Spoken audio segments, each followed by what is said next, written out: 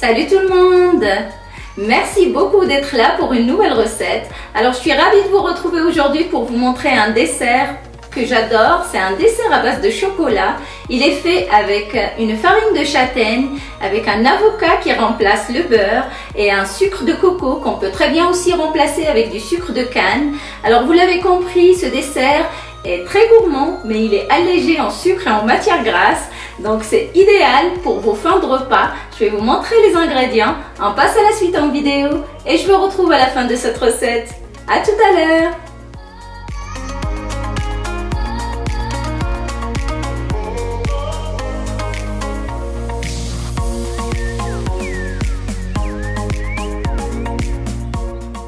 Je commence la recette par faire fondre le chocolat au bain-marie. Pour ceci, je vais le casser en petits morceaux. Vous pouvez le faire fondre au micro-ondes aussi si vous le souhaitez. Simplement, il faudra faire attention à mélanger toutes les 30 secondes pour pas que le chocolat ne brûle. Pour cette recette, j'ai utilisé un mélange de chocolat noir intense et chocolat au lait. Mais si vous préférez que le chocolat noir, vous pouvez faire avec juste le chocolat noir, c'est très bon aussi. Mon chocolat est fondu, il est bien lisse. Je vais le laisser refroidir légèrement sur le côté et je passe à la préparation de mes œufs que je vais mettre dans un grand saladier. J'y ajoute le sucre de coco qu'on peut très bien remplacer par du sucre de canne. Je vais mettre une pincée de fleur de sel. Et à l'aide de mon fouet électrique, je vais blanchir mon mélange.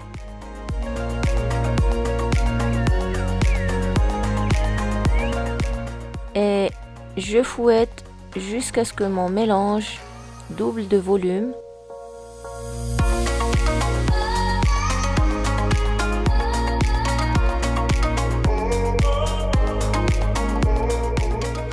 Je vais ensuite, à l'aide d'un tamis, ajouter la farine de châtaigne qu'on peut dans cette recette remplacer par la farine de coco ou par la farine de riz par exemple. C'est très bon aussi. À l'aide du fouet électrique, je vais incorporer la farine à vitesse lente.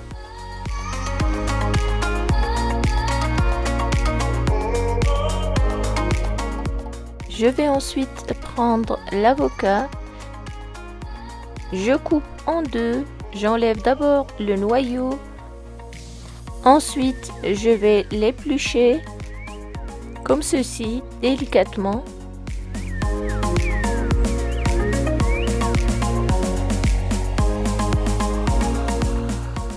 Je vais le passer ensuite dans le mixeur. Le but c'est d'avoir une crème bien lisse. Si vous constatez quelques petits morceaux encore d'avocat, vous pouvez le passer au tamis. Je vais ensuite venir rajouter par-dessus la préparation aux œufs, le chocolat qui a eu le temps de bien tiédir. J'ajoute ensuite l'avocat que je viens de mixer. C'est un dessert très savoureux et très rapide à faire. Il est très facile aussi, comme vous pouvez le constater. C'est un dessert aussi qui peut convenir aux personnes qui ont des intolérances au gluten.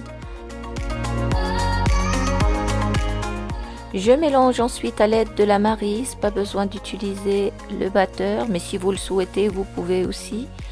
Moi, je préfère mélanger simplement à la maryse.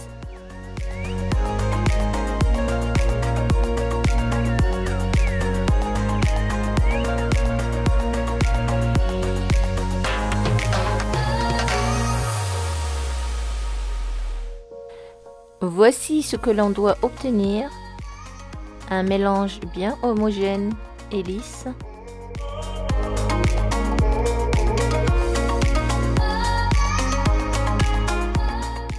Et sur une plaque chemisée, j'ai mis 2 moules comme ceci. Je vous mettrai la taille de mes moules dans le descriptif.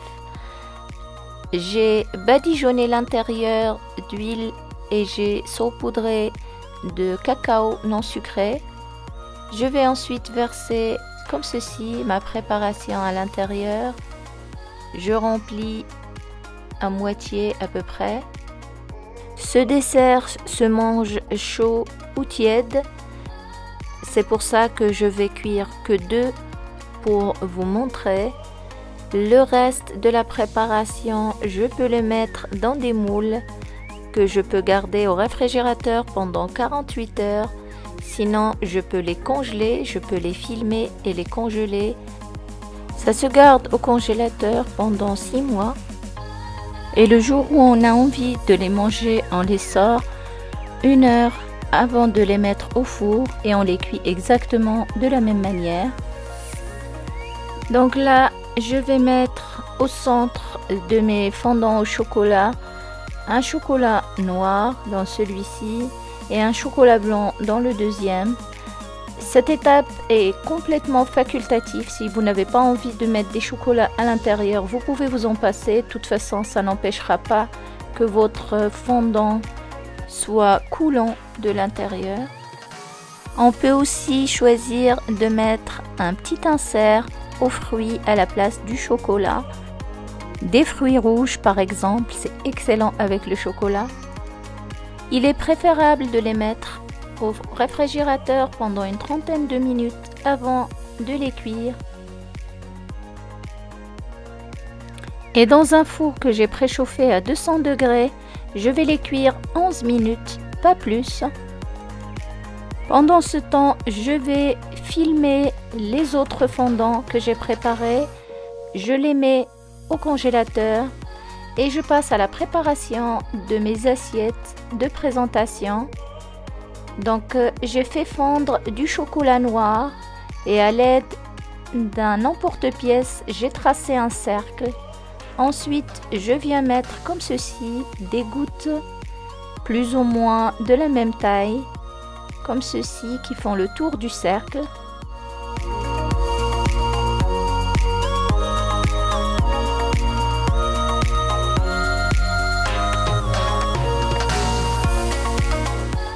Ensuite, je vais prendre un petit pic et je viens comme ceci faire passer le pic au centre en faisant tout le tour, en suivant aussi les traces de mon emporte-pièce.